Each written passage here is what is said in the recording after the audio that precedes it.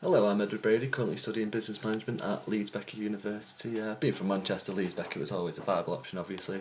It's only an hour's drive down the road, so I got my independence obviously here in the halls, but I can nip home when needs be, get my mum to do my washing, get some food down me, and then get back in time for pub quiz, so I can't really complain really. And obviously with Leeds Beckett having one of the best business schools around the country, having seen various others at the different open days I've been to last year, it would have been stupid to turn this opportunity down, and me getting my own conditional really reconfirmed that. In today's video I'm going to be looking at marketing myths and look at such statements such as the customer is the kings and queens, a big name can always sustain the higher price, also looking at market orientation, sales orientation, pros and cons of both, and how businesses use that to maximise profits within their market space. So market orientation is understanding the current and future customer needs and wants in order to develop products and services that offer value to customers that is distinctive from other companies. So in layman's terms, it's pretty much putting the customer at the centre of all the company's decisions in order to make a strong bond between the company and obviously the customer, and obviously find out what the customer wants and able to cater the product around their needs.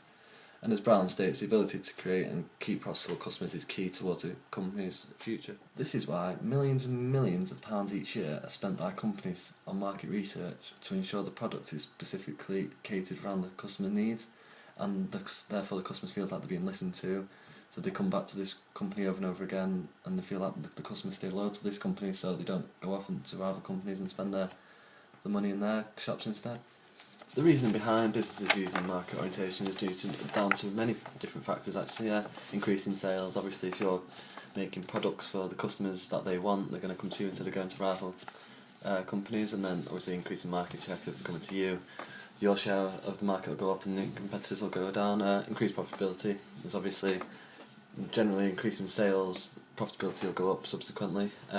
Increase in number of loyal customers, so if you keep on supplying them with what they want, they'll keep returning because they know your reputation will increase as well.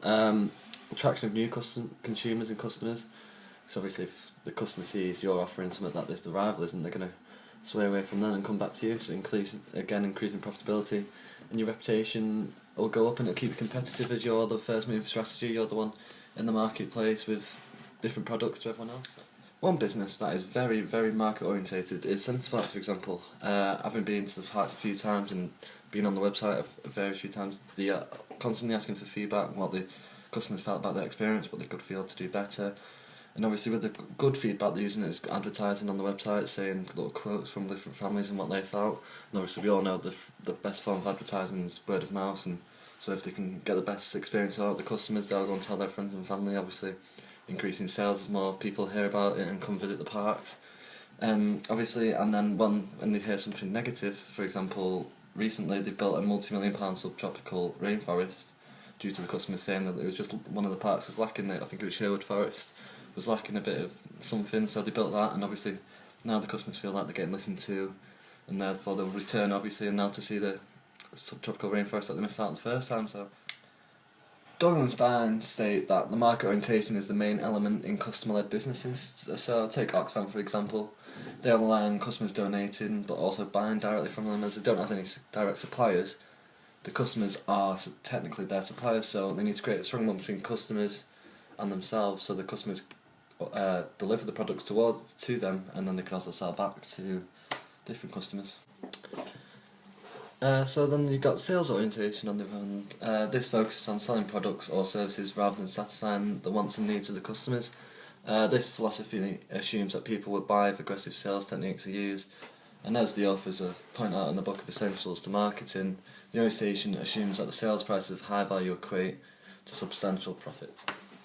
Although sales orientation does not always work, Essentials to Marketing book shows that hundreds of online businesses in the 90s went into liquidation due to the sole focus on their first mover strategy to get onto the internet, when actually they didn't consider what the customer needed, and therefore they were selling surplus products online, and therefore they went out of business. However, it can also be very profitable.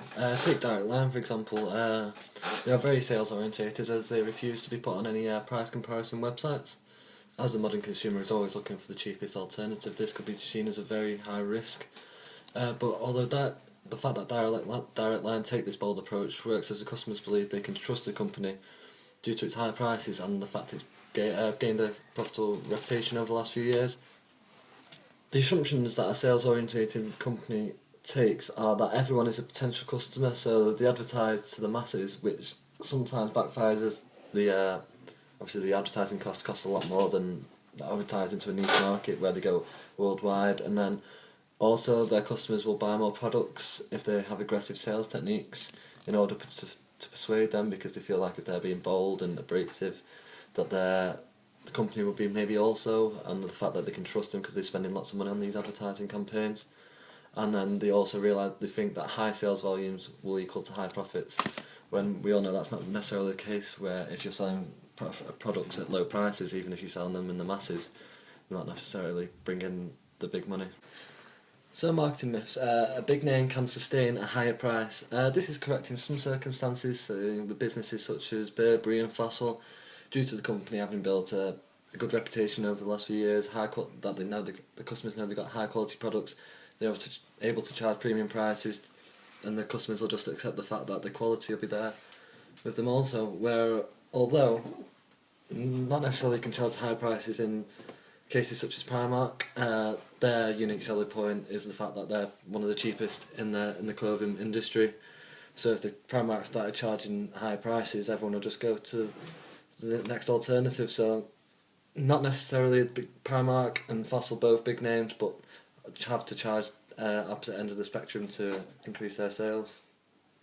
Another marketing myth is that the customer are the kings and queens. I strongly disagree with this one, as obviously the customer is always right. However, as Richard Branson said, clients do not come first, employees come first. If you take care of your employees, they'll take care of your clients. And I completely agree with this. So, as Maslow's hierarchy of needs states, if you've got everything from the hygiene factors all the way up to self-actualisation, the employers will be happy, that'll transpire through their service to the customers.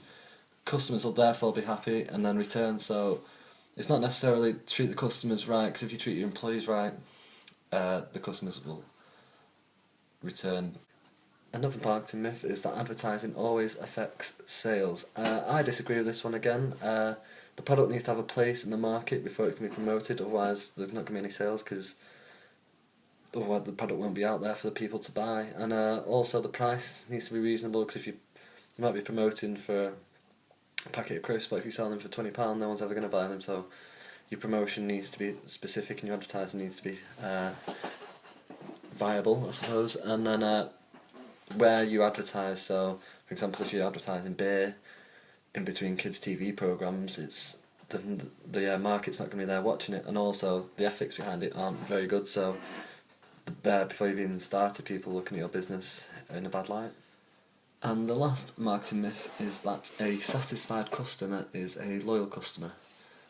Yet again, I do not agree with this one, as I think, say, if I went to Boots to buy some shampoo and then I realise that the toothpaste is cheaper across the way at Superdrug, I'm going to go over to Superdrug. Obviously, not saying that I'm disloyal towards Boots, it's just makes sense to go and buy the cheapest products, and it just highlights the fact that the customers have complete control over their buying habits, and a satisfied customer is not necessarily a loyal one.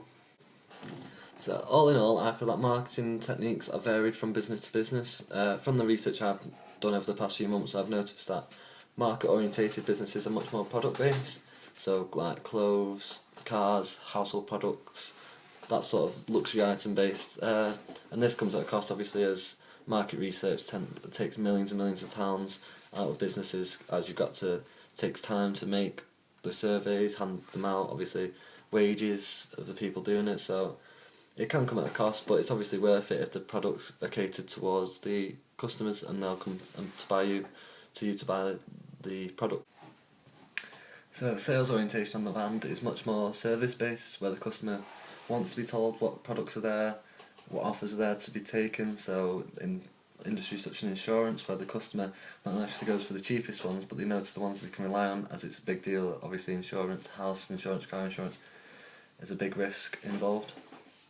Obviously the step up from doing college to university is massive, moving away from home, you've got to rely on yourself, making your own self some food, but I've learnt a lot of lessons while I've been here. Obviously time management, making sure you've not got your mum here obviously to wake you up, so you've got to get there to lectures on your own. research-based methods on the internet, obviously referencing, and just making sure you're on top of your work, because obviously if you fall behind and you've got different assignments and lectures to be in, you're going to struggle.